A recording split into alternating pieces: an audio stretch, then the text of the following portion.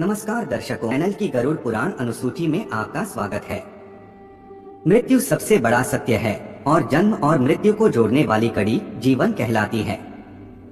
इस जीवन में मनुष्य ने जो कुछ भी पाप किए हैं, इन सब का परिणाम जीते जी ही नहीं अपितु मृत्यु के बाद भी भोगना पड़ता है। परंतु क्या आप जानते हैं कि जैसे मनुष्य के पाप होंगे वैसे ही दंड उसके लिए निर्धारित किए जाते हैं। यह सब भगवान द्वारा लिखा गया विधि का विधान है। मनुष्य जो कष्ट या दंड भोगता है वह उसके किसी न किसी पाप का ही परिणाम है। आज की प्रस्तुति में आप महाभयंकर नरक व उनमें दिए जाने वाली यातनाओं के बारे में जानेंगे। वेद व पुराणों से जुड़े तथ्यों को जानने व ज्ञान वृद्धि हेतु चैनल को सब्सक्राइब अवश्य करें। विलंब न करते हुए आरंभ करते हैं।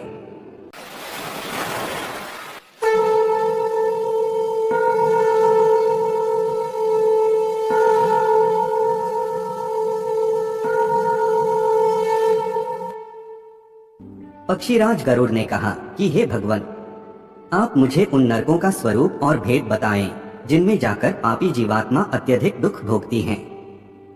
श्रीहरि ने कहा कि हे खगेश, नरकों की संख्या तो अनेक हैं, सभी को विस्तृत रूप में बताना संभव नहीं है। इसलिए हे पक्षीराज, उन सैकड़ों नरकों में से मुख्य 7 नरक मैं तुम्हें बता रहा हूँ। इन नरकों के दंड सुनने मात्र से ही मनुष्य का मन भयभीत हो उठता है। अब तुम इन नरकों के नाम ध्यान से सुनो। सबसे पहले नरक को रौरव और दूसरे को महारौरव नरक कहा जाता है। तीसरे नरक का नाम अतिशीत एवं चौथे का नाम निकृंतन है। 5वां नरक अप्रतिष्ठ, 6ठा असिपत्रवन एवं 7वां तप्तकुंभ है। इस प्रकार ये 7 प्रधान नरक हैं। रौरव नरक, रौरव नामक नरक अन्य सभी नरकों की अपेक्षा प्रधान है। झूठी गवाही देने वाला और झूठ बोलने वाला व्यक्ति रौरव नरक में जाता है। जो व्यक्ति अपने स्वार्थ हित में अपने कुटुंब के पालन पोषण के लिए दूसरे प्राणियों से द्वेष व द्रोह करता है वह रौरव नरक की यातना भोगता है। रौरव नरक का विस्तार 2000 योजन है। यहाँ जांघ भर की गहराई का गड्ढा है। दहकते हुए अंगारों से भरा यह गड्ढा पृथ्वी के समान समतल भूमि जैसा दिखता है। यहाँ की भूमि तपते अंगारों जैसी है।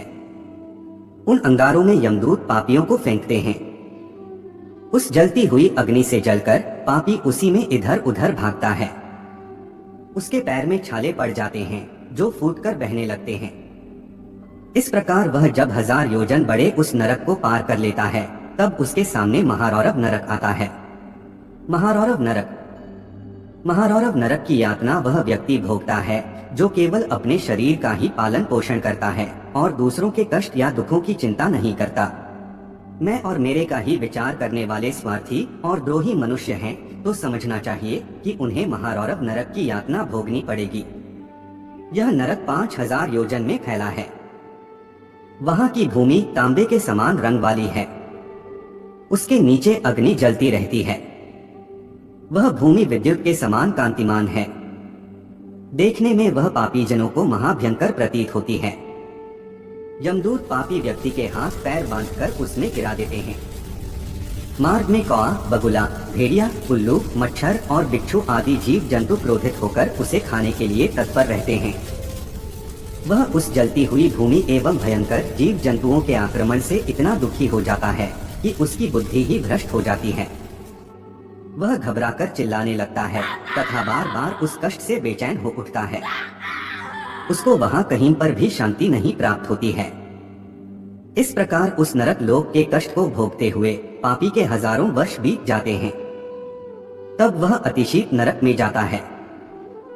अतिशीत नरक, यह नरक स्वभावतः अत्यंत शीतल यानी ठंडा है। महारौरव नरक के समान ही इसका विस्तार भी 5000 योजन लंबा है। वह गहन अंधकार से व्याप्त रहता है। असहनीय कष्ट देने वाले यमदूतों के द्वारा पापी जन यहाँ लाकर बांध दिए जाते हैं। अतः वे एक दूसरे से सटकर वहाँ की भयंकर ठंडक से बचने का प्रयास करते हैं। उनके दांतों में कटकटाहट होने लगती है। हे पक्षीराज, उनका शरीर वहाँ की उस ठंडक से कांपने लगता है। वहाँ भूख प्यास बहुत अधिक लगती है। इसके अतिरिक्त भी अनेक कष्टों का सामना उन्हें वहां करना पड़ता है। वहाँ जमा देने वाली अत्यंत ठंडी वायु चलती है जो शरीर की हड्डियों को तोड़ देती है। वहाँ के प्राणी भूख से त्रस्त होकर रक्त और सड़ी गली हड्डियों को खाते हैं। वह पापी परस्पर वहाँ भ्रमण करते रहते हैं। इस प्रकार उस अतिशीत नरक में जीवात्मा को बहुत से कष्ट झेलने पड़ते हैं। इन यातनाओं को भोगने के उपरांत वह निकृंतन नरक की ओर बढ़ता है। निकृंतन नरक।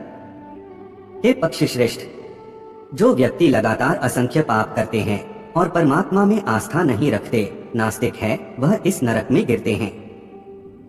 वहाँ बड़े बड़े चक्र चलते रहते हैं जिनके ऊपर पापी जनों को खड़ा करके यमदूतों द्वारा सिर से लेकर पैर तक शरीर के बीच से काटा जाता है और शस्त्रों द्वारा पापियों पर प्रहार किया जाता है। फिर भी उनका प्राणांत नहीं होता। इससे उस पापी के शरीर के सैकड़ों भाग टूट टूट कर छिन्न भिन्न हो जाते हैं और पुनः इकट्ठे भी हो जाते हैं। इस प्रकार यमदूत पाप कर्मियों को वहां हजारों वर्ष तक चक्कर लगवाते रहते हैं।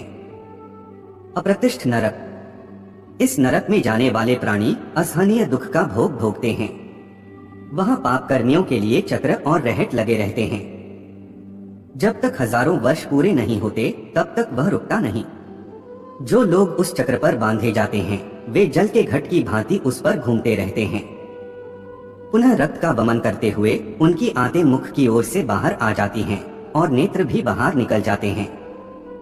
प्राणियों को वहां जो दुख प्राप्त होते हैं वे बड़े ही कष्टकारी हैं।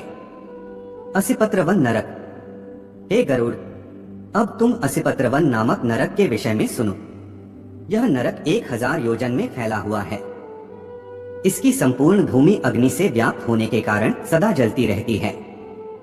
इस भयंकर नरक में 7 सूर्य अपनी सहस्र किरणों के साथ सदैव तपते रहते हैं, जिनके कारण वहां के पापी हर क्षण पीड़ा से तड़पते हैं। इसी नरक के मध्य 1/4 भाग में शीतस्निग्धपत्र नाम का वन है। हे पक्षी श्रेष्ठ, उसमें वृक्षों से टूटकर गिरे फल और पत्तों के ढेर लगे रहते हैं। मांसाहारी बलवान कुत्ते उसमें विचरण करते रहते हैं। वे बड़े बड़े मुख वाले, बड़े बड़े दांतों वाले तथा सिंह की तरह महाबलवान हैं। अत्यंत शीत एवं छाया से व्याप्त उस नरक को देखकर भूख प्यास से पीड़ित प्राणी दुखी होकर जोर जोर से रोते हुए वहां जाते हैं।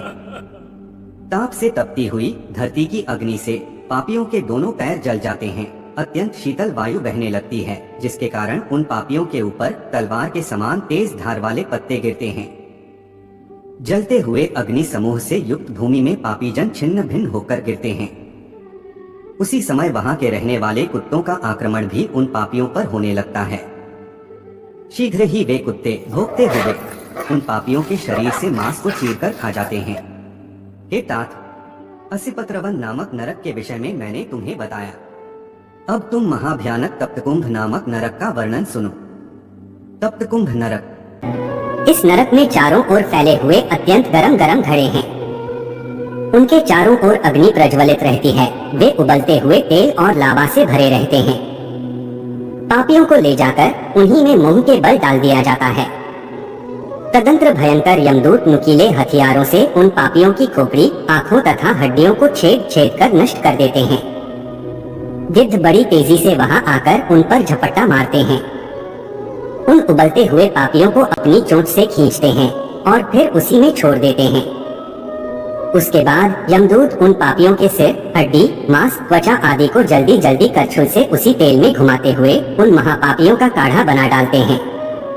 इस प्रकार हमने आपको यमलोक के महाभयंकर व प्रधान नरकों के बारे में विस्तार से बताया। इन 7 नरकों के अतिरिक्त 28 नरक ऐसे भी हैं जो मनुष्य के द्वारा किए गए पापों के अनुसार ही निर्धारित होते हैं।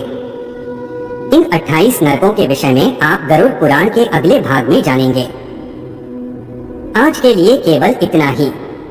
जाने से पूर्व वीडियो को लाइक करें व चैनल को सब्सक्राइब अवश्य करें। तब तक के लिए जय जय।